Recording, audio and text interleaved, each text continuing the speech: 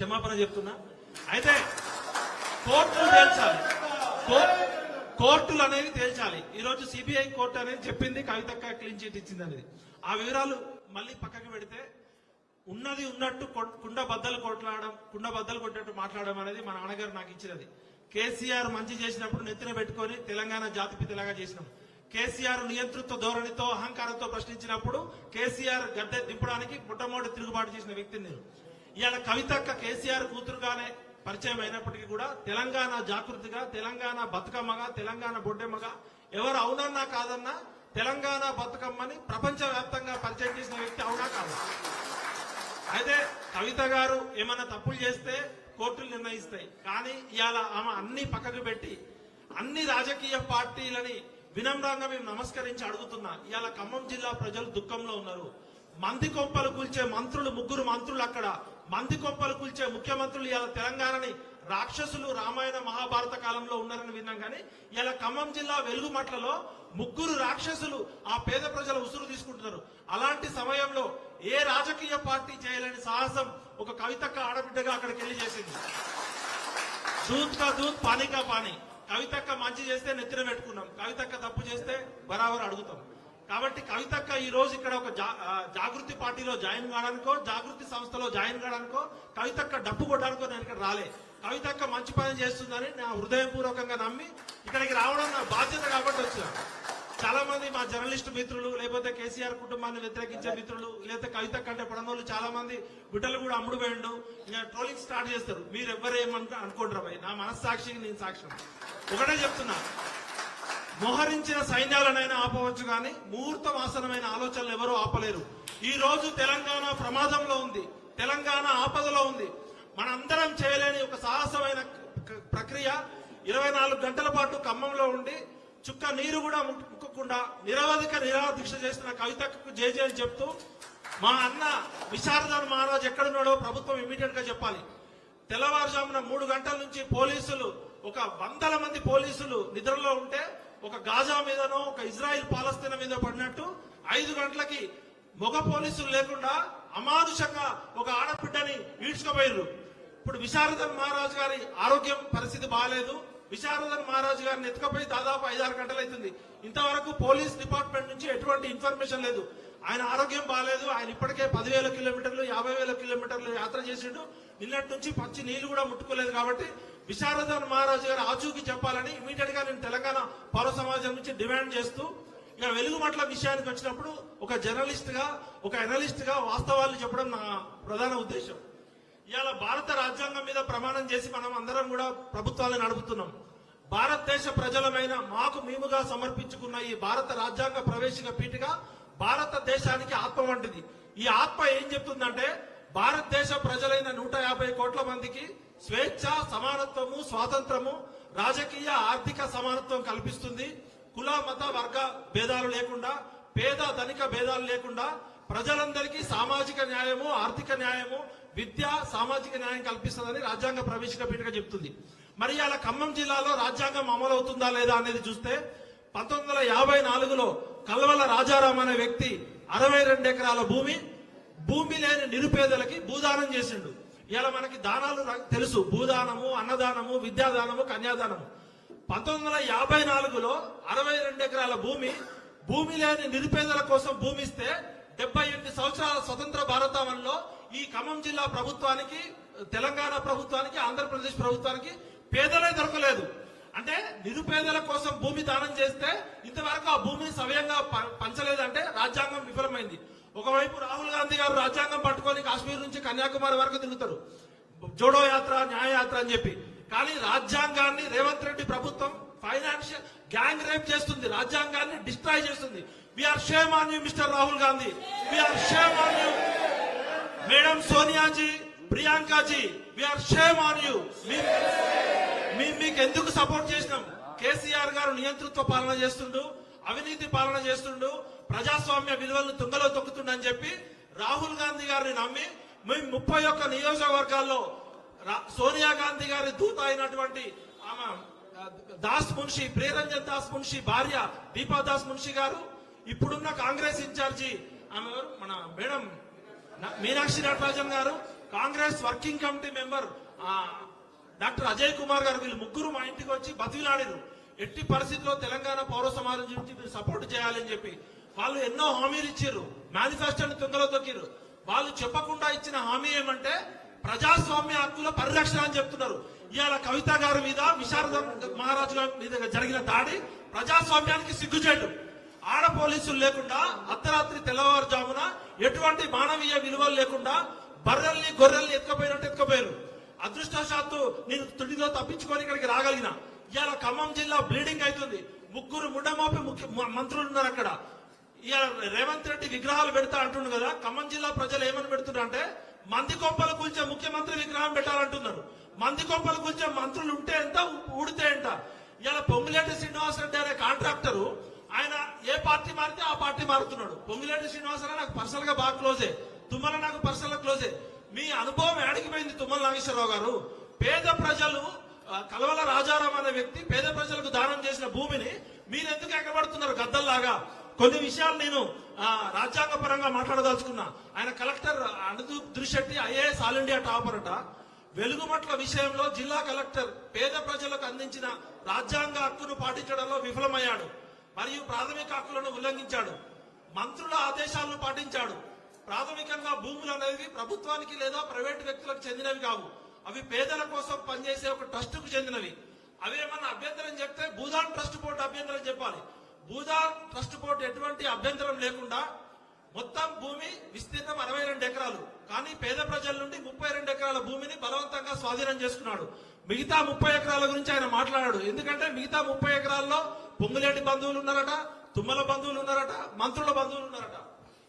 రాజ్యాంగం యొక్క ప్రాథమిక హక్కును ఉల్లంఘించడం తప్ప మరొకటి కాదు. ఆ భూమి ప్రభుత్వానికి లేదా ప్రైవేటుకు చెందినది కాదు, పేద ప్రజల కోసం చేసినది. భూదాన్లోని అనేక భూములు 28,000 ఎకరాల భూమి తెలియని వ్యక్తులు ఆక్రమించారు. వాటిలో ఎక్కువ భాగం వ్యవసాయ భూములు. ఇక్కడ ఏం చెప్తున్నంటే ఈ వెలుగుమట్ల సంఘటన అనేది ఒక చిన్న సంఘటనగా చూడొద్దు. నేను ఇవాళ అన్ని పక్కకు పెట్టి ఇగో ప్రాబ్లమ్స్ అన్ని పక్కకు పెట్టి ఎవరు ఏమనుకున్నా పక్కకు పెట్టి ఇవాళ నేను ఇక్కడికి రావడానికి ప్రధాన కారణం మీ ద్వారా మొత్తం నేషనల్ మీడియాకి తెలవాలి. ఇక్కడ రాజ్యాంగాన్ని కూని చేస్తున్నారు, ప్రజాస్వామ్యాన్ని కూని చేస్తున్నారు. ఈ సంఘటన ఒక చిన్న ఖమ్మం జిల్లాకి పరిమితమైన వివాదం కాదు. వెలుగుమట్లలో జరిగిన ఘటన మొత్తం రాజ్యాంగ హక్కుల ఉల్లంఘన, భూ సంస్కరణల ఉల్లంఘన, పరిపాలనలో నిష్పక్షపాతం లేదనే 3 కోణాల్లో చూసే ఒక ప్రజాస్వామ్య సమస్య. తెలంగాణ ప్రమాదంలో ఉంది, తెలంగాణలో డెమోక్రసీ లేదని చెప్పడానికి ఈ సంఘటన నేను ఒక జర్నలిజం స్కాలర్ గా ఎనాలిసిస్ చేస్తున్నాను. భూదాన్ ఉద్యమం యొక్క చరిత్ర మామూలుది కాదు. ఆచార్య వినోబా భావే గారు 1950లో ప్రారంభించిన ఉద్యమ లక్ష్యం ఏంటంటే భూమి లేని నిరుపేదలకు భూమిని పంచడం, గ్రామీణ నిరుపేదలకి సమానత్వం కల్పించడం. భూమి దానం చేయడం అంటే స్వచ్ఛందంగా సామాజిక న్యాయం చేయడం. అంటే ఈ భూములు ఒక సాధారణ ప్రభుత్వ ఆస్తి కాదు, ఇది సామాజిక న్యాయ ఉద్యమ ఫలితం. ఆ రోజు మహాత్మా గాంధీ గారు చేసిన పోరాట ఫలితం. ఆచార్య వినోబా భావే గారి స్ఫూర్తితో ఎంతో మంది పెద్ద పెద్ద దేశ్ముఖులు, దేశపాండేలు, దొరలు సామాజిక విప్లవం రాకుండా, సోషల్ సివిల్ వార్ రాకుండా తమకున్న భూములు పంచితే ఈ ప్రభుత్వాలు ఇప్పటి వరకు కనీసం ఆ పంచిన భూములను పేదలకు దానం చేయలేకపోయినాయి. తెలంగాణలో భూదాన సమస్యలు 1000 ఎకరాలుగా ఉన్నాయి. ఈ భూములపై రియల్ ఎస్టేట్ వ్యక్తుల ఆసక్తులు, ఇన్ఫ్లుయెన్స్ పీపుల్, మంత్రులు, ఎమ్మెల్యేల ప్రభావము, భూమాఫియా ప్రభావం ఉంది. వెలుగుమట్లలో జరిగిన ఘటన మొత్తం 62 ఎకరాలలో ఉన్న 32 ఎకరాల్లో పేద ప్రజల మీద బుల్డోజర్లు పంపించి అర్ధరాత్రి పోలీసులు పంపించి దాడి చేశారు. మరి తుమ్మల నాగేశ్వర బంధువుల భూమి మీద గానీ, పొంగులేటి బంధువుల భూమి మీద గానీ, మిగతా మంత్రుల భూములు, ఎమ్మెల్యే భూములు 30 ఎకరాలు ఉన్నాయని చెప్తున్నారు. ఇగో మొత్తం నేను రీసెర్చ్ చేసి పట్టుకొస్తున్నాను. నేను మాట్లాడేది ఏమైనా తప్పంటే నన్ను ఉరితీయండి. ఇది మొత్తం 62 ఎకరాలలో 30 ఎకరాలు అక్కగారు మీకు రీసెర్చ్ చేసి చూస్తున్నా, ఒకసారి కెమెరా జూమ్ చేయండి. ఆ మిగతా 31 ఎకరాలలో ఇది ఇప్పటికీ కూడా భూభారతిలో భూదాన్ భూమికి సంబంధించిందని ఉంది. ఉదాహరణకు సర్వే నెంబర్ ఇది 149, ఖమ్మం అర్బన్ మండలం, వెలుగుమట్ల గ్రామం, దగ్గుల నాగమణి అనే వ్యక్తి పేరు మీద ఉంది. 5 ఎకరాలు ఉంది. ఈ దగ్గుల నాగమణి అనే పేరు మీద భూదాన్ భూమి 5 ఎకరాలు ఉంటే కలెక్టర్ గారు ఏం మాట్లాడరు. అదేవిధంగా ఇట్లా మొత్తం చెప్పుకుంటా పోతే 31 ఎకరాలు. ఇంకొకరు ఎవరు, ఊటుకూరి జలజారాణి, ఈమె పేరు మీద ఎకరం బాగుంది. మరి వీళ్ళు సక్రమము, పేదల అక్రమమా? అదేవిధంగా చెలమల శెట్టి నల్లిని ఈమె పేరు మీద ఎకరంన్నర ఉంది. అదే విధంగా బోనాల అంబాప్రసాద్ ఎకరం ఉంది. వీళ్ళంతా ఎవరు?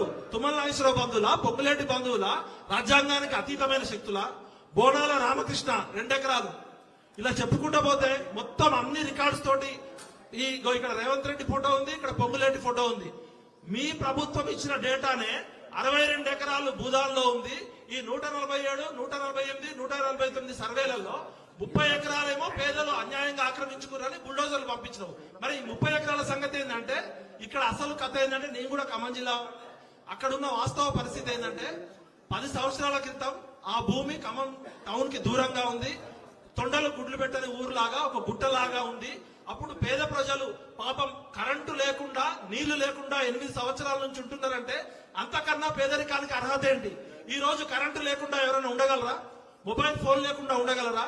అలాంటిది దాదాపు 10 సంవత్సరాల నుంచి ప్రభుత్వం కరెంట్ ఇవ్వకపోయినా, తాగునీటి సౌకర్యం ఇవ్వకపోయినా, రవాణా సౌకర్యం ఇవ్వకపోయినా కూడా ఎటువంటి దిక్కులేని అనాథల్లాగా వాళ్ళు తమ సొంత డబ్బులతోటి పాములు కరుస్తున్నా, తేళ్లున్నా కూడా ఆ గుట్టని బాగు చేసుకొని ఎటువంటి దిక్కులేని అనాథల్లాగా ఉంటున్నారు.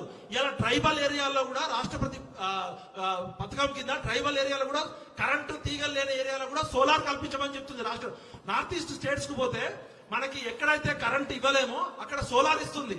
అటువంటి చోట ఖమ్మం పట్టణానికి ఆనుకొని ఉన్న వెలుగుమట్ల గ్రామంలో కరెంటు లేకుండా 10 సంవత్సరాల నుంచి ఉంటున్నారంటే ఇది నాగరిక సమాజానికి, ప్రజాస్వామ్యానికి సిగ్గుచేటు. We are shame on this democracy. ఎందుకంటే భారత రాజ్యాంగమేమో ప్రజలందరికీ సమాన హక్కులు కల్పిస్తామని చెప్తుంది. ఖమ్మం కలెక్టరేట్ పక్కనే, కలెక్టరేట్ నీడలో ఉన్న ఈ పేద ప్రజలు అక్కడ ఉన్నప్పుడు ఆ భూమికి విలువ రాలే. ఎప్పుడైతే కలెక్టరేట్ అక్కడికి వచ్చిందో ఆ కలెక్టరేట్ చుట్టుపక్కల ఎవరు మన టిఆర్ఎస్ లో మంత్రిగా ఉన్నాడు పువ్వాడ అజయ్ కుమార్ గారికి 100 ఎకరాలు ఉన్నాయి, పొంగులేటి శ్రీనివాసరెడ్డి గారికి 100 ఎకరాలు ఉన్నాయి, మంత్రులకి 100 ఎకరాలు ఉన్నాయి, రియల్ ఎస్టేట్ మాఫియాకి 100 ఎకరాలు ఉన్నాయి. మరి ఈ 60 ఎకరాల మీద ఇప్పుడే ఎందుకు మీకు ప్రేమ వచ్చింది? 10 సంవత్సరాల నుంచి ఎందుకు ప్రేమ రాలేదంటే, ఇప్పుడు అక్కడ కలెక్టర్ అనుదీప్ దురిశెట్టి చెప్పినట్టే ఈ 30 ఎకరాల విలువ 250 కోట్లు. అంటే ఈ 250 కోట్ల విలువైన భూమిలో పేద ప్రజలు ఉండడం వాళ్ళకి ఇష్టం లేదు. కూలీ నాలి చేసుకొని కష్టం చేసుకునే ప్రజలు అక్కడ కలెక్టరేట్ దగ్గర ఎట్లుంటారు? ఈ కూలీ నాలి చేసుకునేటోళ్ళు. అది ఖమ్మంకి ఇప్పుడు బంజారా హిల్స్ అంత కాస్ట్లీ అయింది. అక్కడ 100 నుంచి 150 ఎకరాలు ఒక మంత్రికి ఉంది, 100 నుంచి 150 ఎకరాలు ఒక పొలిటీషియన్ ఉంది. వాళ్ళ రియల్ ఎస్టేట్ భూములకి ధరలు వస్తాయి. ఇక్కడ ఎకరం 5 కోట్ల నుంచి 10 కోట్లు పలుకుతుంది. ఈ కూలీ నాలి చేసుకునేటోళ్ళు, పాసి పనులు చేసుకునేటోళ్ళు, పొద్దున్న లేస్తే హోటల్లో పనిచేసేటోళ్ళు ఇక్కడ ఉంటే, అంబానీ ఇంటి పక్కన స్లమ్ ఉంటే ఎట్లుంటది అన్నట్టు ఈ నడమంత్రపు సిరొచ్చిన ఈ పొంగులేటి శ్రీనివాసరెడ్డి, ఆ పువ్వాడ అజయ్ కుమార్, లేకపోతే ఈ తుమ్మల అనుచరులు ఈ పేద ప్రజలను అక్కడ నుంచి పంపించాలనే కుట్రతోటి అక్కడ ఈ రాక్షసులు బుల్డోజర్లు పంపించారు. అంటే పేద ప్రజలు అక్కడ ఉండడం అంటే మానవత్వానికి, నాగరిక సమాజానికి సిగ్గుచేటు. Mister Rahul Gandhi, we are demanding you immediately change this cabinet, otherwise we will start revolution Janji from Telangana only. ఎందుకంటే నువ్వు చెప్పేదేమో శ్రీలంక నూతులు.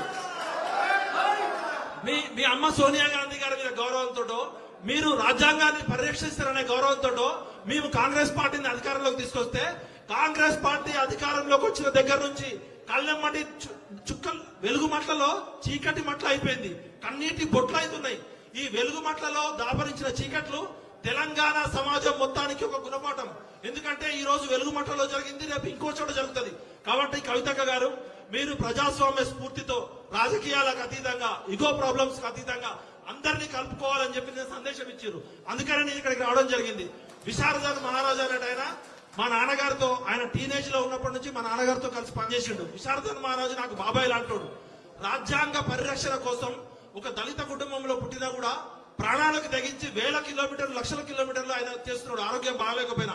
అటువంటి వారితో కలిసి కవితక్క ఇవాళ చేస్తుందంటేనే ఆమె ఎటువంటి ఈగో ప్రాబ్లమ్స్ లేకుండా, రాజకీయాలు ఆలోచించకుండా విశారదన్ మహారాజ్ చేస్తున్న న్యాయ పోరాటంకి ఒక ఆడబిడ్డగా ఆ రోజు కుమ్మెరలో ఒక చాకలి వాళ్ళ అమ్మాయికి ఏ విధంగా అయితే అన్యాయం జరిగితే అక్క డీజీపీ దగ్గరికి వెళ్ళింది. అదే విధంగా విశారదన్ మహారాజ్ తో కలిసి నిన్నటి నుంచి ఖమ్మం జిల్లా చరిత్రలో ఎవరూ చేయనటువంటి పోరాటం చేసింది. దానికి నేను కూడా గర్వపడుతున్నాను. నేను ఇక్కడికి వచ్చింది ఎవరినో పొగడానికో, ఎవరినో నిందించడానికి కాదు. న్యాయం, ధర్మం, చట్టం మీ పోరాటంలో ఉంది, మీ పోరాటంలో నైతికత ఉంది. కాబట్టి Dharma Samaj party, BC SC ST JAC, Telangana Jagruthi ఇవాళ తెలంగాణ పేద ప్రజల ఉసురు పోసుకుంటున్న మంది కొప్పలు కూల్చుతున్న రేవంత్ రెడ్డి ప్రభుత్వం కూలిపోవాలి. మార్పు వద్దు, మాకు నీ మార్పు వద్దు, నీ కాంగ్రెస్ వద్దు. మంది కొప్పలు కూల్చుతున్న ముగ్గురు మంత్రులు సిగ్గుచేటు. మీరు పేద ప్రజలకి భూమి దానం చేస్తే పాపం దిక్కులేని పేద ప్రజల దగ్గర మీరు వీరముష్టి అడుగుకుంటున్నారు. మీరు వీరముష్టి మంత్రులు ముగ్గురు పేరుకి ఒక్కొక్కరు సీనియర్లు. తుమ్మల నాగేశ్వరరావు అనుభవం, ఆయన నా వయసు 47 ఏళ్ళు. నీ పుట్టక ముందు నుంచే మంత్రి. టీడీపీలో ఆయనే మంత్రి, కాంగ్రెస్ లో ఆయనే మంత్రి, టీఆర్ఎస్ లో ఆయనే మంత్రి. రేపు పొద్దున ఇంకేదన్నా పార్టీ వస్తే ఆ పార్టీలో కూడా జాయిన్ అవుతారు. సిగ్గుండాలి తుమ్మల నాగేశ్వరరావు గారు. మీకు వయసు ఉంది కానీ కనీసం సోయలేదా నీకు? నువ్వు ఒక రైతు కుటుంబం నుంచి ఒక ట్రాక్టర్ డ్రైవర్ గా వచ్చినావు కదా, పరిపాలన అనుభవం ఉందని చెప్తున్నావు కదా. ఇవాళ నువ్వు అప్పుడు దుబాయ్ పోయినావు, మరి ఇన్ని రోజులైంది సంఘటన జరిగి, కనీసం అక్కడికి ఎందుకు రాలే మిస్టర్ తుమ్మల నాగేశ్వరరావు గారు? నీ మీద నీ అనుచరుల మీద ఆరోపణలు వస్తుంటే ఇంతవరకు ఎందుకు మౌనవ్రతం అంటిస్తున్నావు అంటే మౌనం కూడా కుమ్మక్కు కుట్ర. తుమ్మల నాగేశ్వరరావుకి కుట్రలో భాగం ఉంది కాబట్టి ఆయన మాట్లాడట్లేదు. అదేవిధంగా పొంగులేటి శ్రీనివాసరెడ్డి గారి జీవితం ఒక పాలు అమ్ముకునే వ్యక్తి నుంచి, ఒక చిన్న కాంట్రాక్టర్ నుంచి స్టార్ట్ అయింది. పాలు అమ్ముకునేట ఆయన 1000 కోట్లు సంపాదించవచ్చు, కానీ పేద ప్రజలకి నీళ్లు లేక 100 గజాల స్థలం కోసం ఉంటే అక్కడ ఉండకూడదు. పువ్వాడ అజయ్ కుమార్ గారు, మీ అక్రమాలు మాకు తెలుసు. మీ ఖమ్మం జిల్లా బిడ్డ గుర్తు పెట్టుకోండి. మీ ముగ్గురు ఈ పేద ప్రజల ఉసురు తాగి గరీబోళ్ళ ఉసురులో మీ గుండెల్లో గుణపాలు దించిన బిడ్డలారా ఏమనుకుంటున్నారు? ఇది ఒక కవితక్క పోరాటం కాదు, ఒక విశారదన పోరాటం కాదు. 4 కోట్ల తెలంగాణ పేద ప్రజల ఉసురు తల్లి కొట్టుకుపోతారు ఏమనుకుంటున్నారు? అది అక్కడికి పోతే కన్నీళ్లు దుఃఖమవుతున్నాయి. ఇలా వెలుగు మట్టి సాక్షిగా నేను చెప్తున్నాక మీరు చేసే పోరాటం ధర్మబద్ధం, న్యాయం.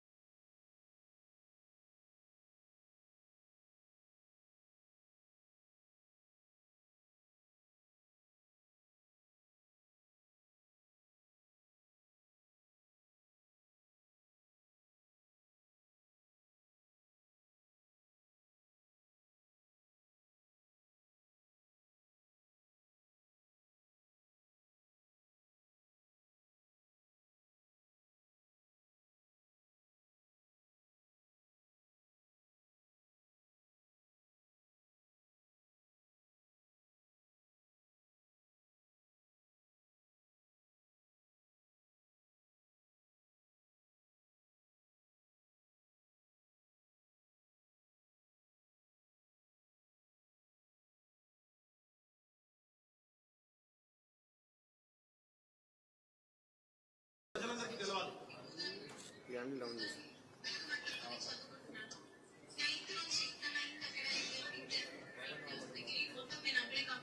అన్న జరిగే వాడు వచ్చి ఇన్ని సంవత్సరాల వరకు కూడా అవే పరిస్థితులు ఉన్నాయి. కరెంట్ లేకుండా, నీళ్లు లేకుండా, ఇక్కడ ఆ బోర్డు ఎందుకు అవుతున్నా ఇక్కడ అన్ని సంవత్సరాలు ఉన్నాం మేము. కనీసం అది కదిలిపోతే అక్కడ ఆడిపోతుంది. అరే ఎవరిని ముఖ్యమంత్రులు ఉన్నారు. ఒక్కరు పరామర్శించడానికి రాలేదు. పరామర్శించి ఎక్కడెక్కడ సమస్యలు తీరుస్తున్నారు కానీ ఆయనకి సంవత్సరం వరకు చేసిన తీరని సమస్యలు అయినా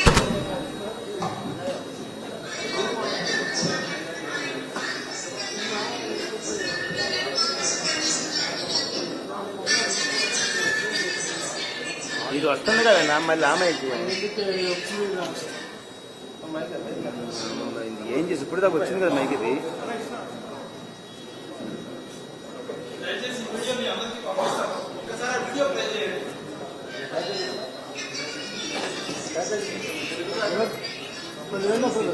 ఇది వచ్చింది ఇప్పుడు దాకాను. అమ్మాయి చెప్తుంది ఏంటంటే కలెక్టర్ అనేటోడు ఐఏఎస్ ఎగ్జామ్ రాసి రాజ్యాంగం మీద ప్రమాణం చేసి కోడ్ ఆఫ్ కండక్ట్ కోసం ప్రజల హక్కులు కాపాడేటోడు కలెక్టర్, ప్రజలకి రక్షణ కల్పించేటోడు ఐపీఎస్ ఆఫీసర్. కానీ మంత్రుల ఇళ్లలో ఐఏఎస్ అంటే ఐఆర్ఎస్ అని బానిస చేసేటోడు కాదు.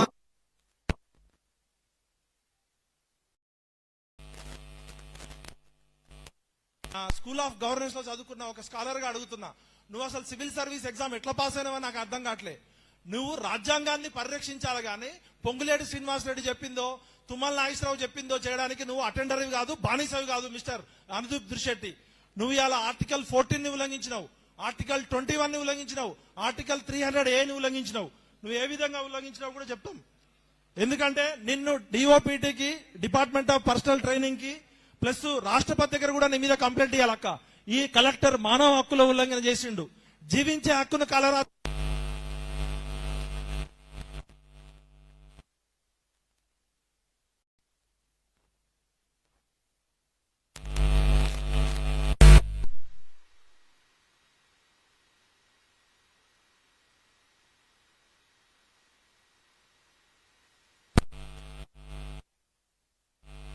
బ్రతికే హక్కును కోల్పోవడం.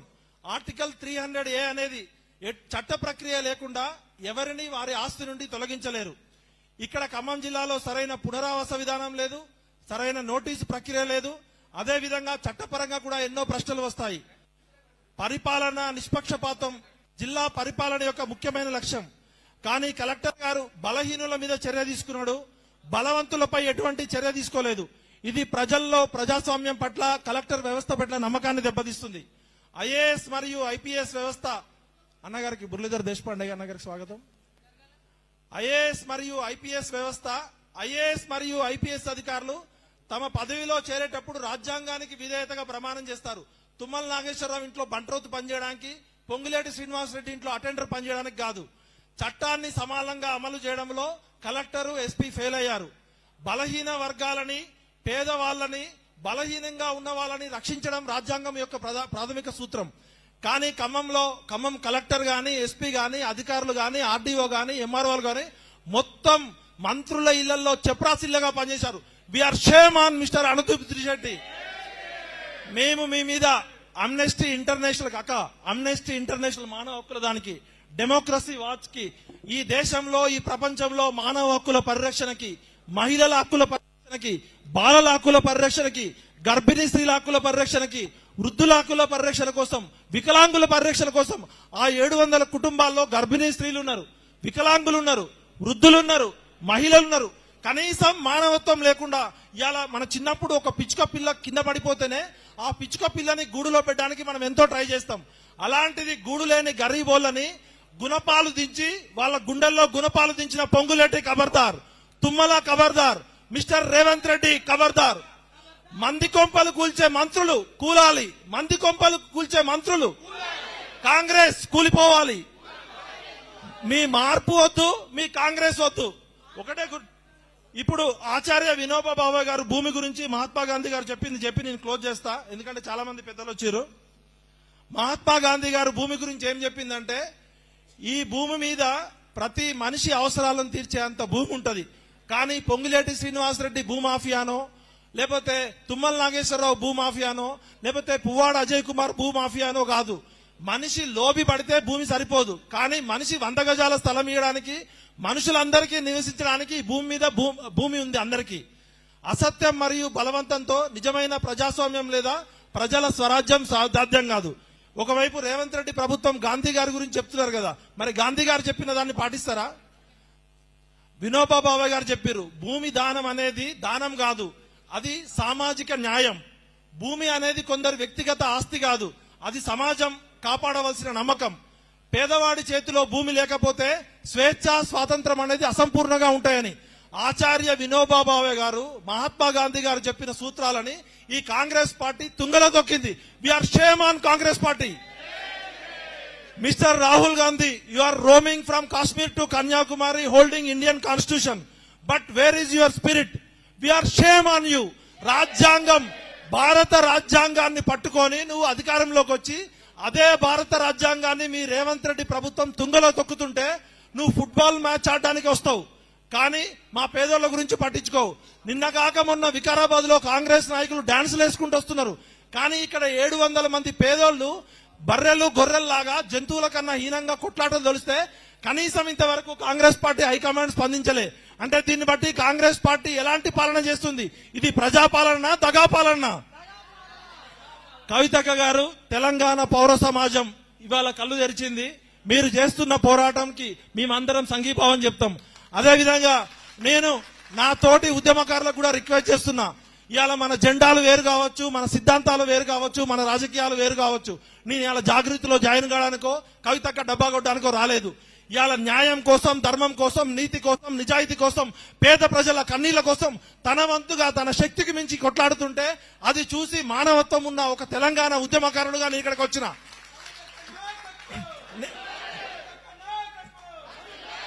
తెలంగాణ పౌర సమాజానికి నేను కాళ్ళు మొక్కి వినమ్రంగా నమస్కరిస్తున్నా. కవిత గారితో మీకు రాజకీయ సిద్ధాంతాలు, ఆమెతో మీకు ఈగో ప్రాబ్లమ్స్ ఉంటే పక్కన పెట్టండి.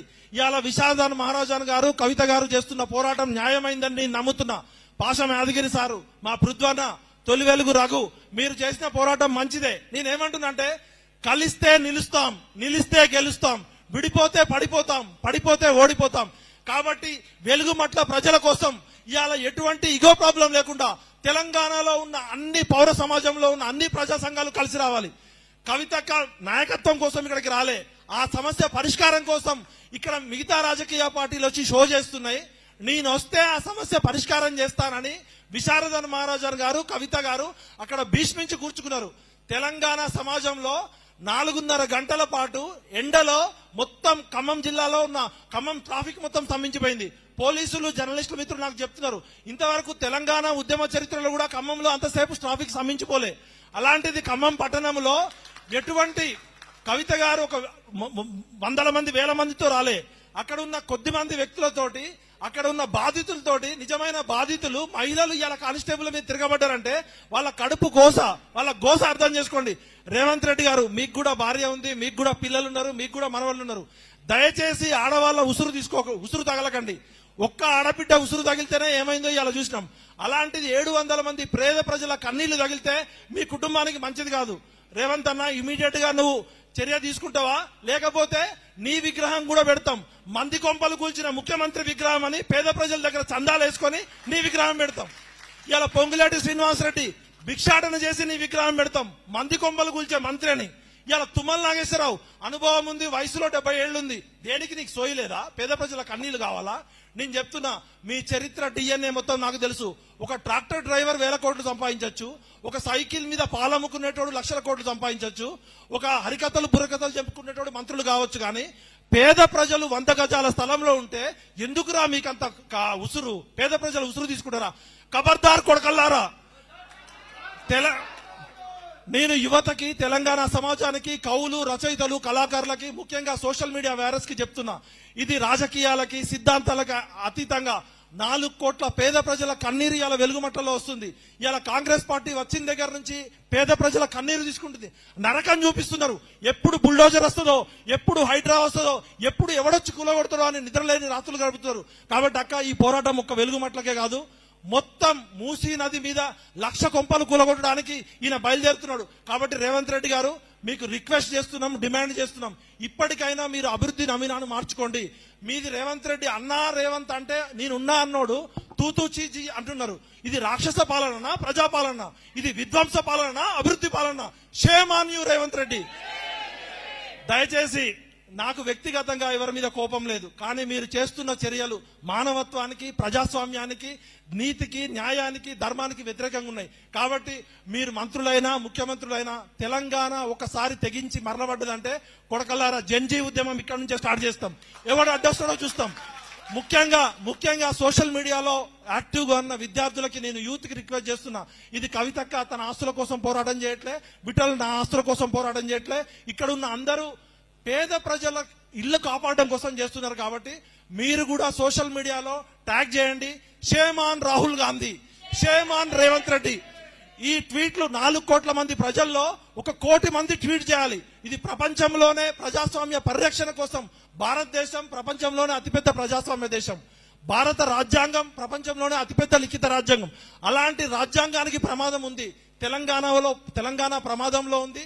సేవ్ తెలంగాణ, సేవ్ డెమోక్రసీ, జై తెలంగాణ. అక్క, మీరు నిజాయితీగా కొట్లాడినప్పుడు మీ లాఠీ దెబ్బకి మేము మొదటుంటాం. ఎవరు కాళోజీ ఒకటే చెప్పిండు. కాళోజీ నారాయణరావు ఏం చెప్పిండు? ప్రాంతేతరుడు మోసం చేస్తే ప్రాంతం నుంచి తరిమి కొట్టమన్నాం. ఆంధ్రలో వెళ్ళిపోయారు. ఇవాళ ప్రాంతం వాళ్ళే మనని మోసం చేస్తున్నారు. కాబట్టి ఖబర్దార్ కొడకల్లారా, ప్రాంతంలోనే పాత్ర పెడతాం. కాళోజీ గారు ఒకటి కాలంబు రాగానే కాటేసి తీరాలన్నాడు. ఇవాళ పంచభూతాలని పగబట్టిరు. గాలి, నీరు, నేల, sand mafia, land mafia, liquor mafia, లేకపోతే ఎడ్యుకేషన్ మాఫియా. ఎన్ని మాఫియాలను తట్టుకోవాలి? ఇంకెంతమంది పోరాటం చేయాలి? 48 వీర తెలంగాణ సాయుధ పోరాటం నుంచి నేటి వరకు పోరాటాలు ఘనంగా ఉంటున్నాయి, ఫలితాలు క్షీణంగా ఉంటున్నాయి. కాబట్టి మనం పోరాట స్వరూపాన్ని కూడా మార్చాలి. ఈ రోజు మీరు 5 నెలలు జైల్లో గడిపిర్రు. మేము నిన్న రాత్రి కనీసం అక్కడ 6 గంటలు ఉండలేకపోయినాం. జైల్లో గడిపినప్పుడు మీకు మానసికంగా ఎంతో పరివర్తన వచ్చుంటది. తిహార్ జైల్లో ఒక మహిళ ఉండడం అంటే మామూలు విషయం కాదు.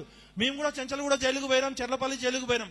అక్కడ ఉండే ఫెసిలిటీస్ వేరు. కానీ 5.5 నెలలు ఉండడం అంటే ఆ బాధతో, పేద ప్రజల హృదయంతో, ప్రజలకి మంచి పని చేయాలనే పరివర్తనతో వచ్చిన కవితక్కని స్వాగతిద్దాం.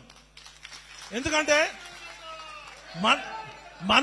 మనుషులు ఎవరైనా తప్పు చేస్తారు, కానీ చేసిన తప్పును ఒప్పుకొని క్షమాపణ చెప్పిన వాళ్ళే నిజమైన నాయకులు.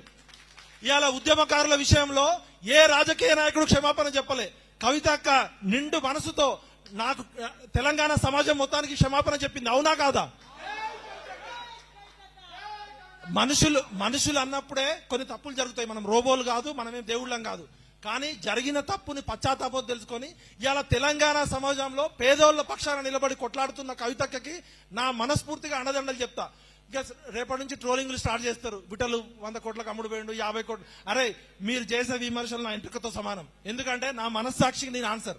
ఒకటి, నేను నిజంగా అమ్ముడు పోయిన రోజు నన్ను ఉరిదీయండి. నిజాయితీగా కొట్లాడే ఎవరికైనా కవితక్క సపోర్ట్ చేయాలని కోరుకుంటూ నాకు ఈ అవకాశం కల్పించినందుకు